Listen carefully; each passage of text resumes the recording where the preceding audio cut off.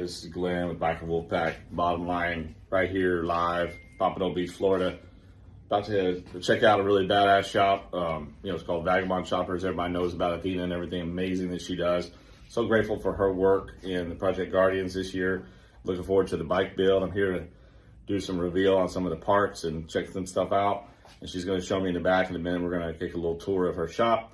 And then, we'd love to see everybody hitting up social media. Of course, most of all, thank you to Vicky and the folks at Road Guardians. Couldn't do it without them.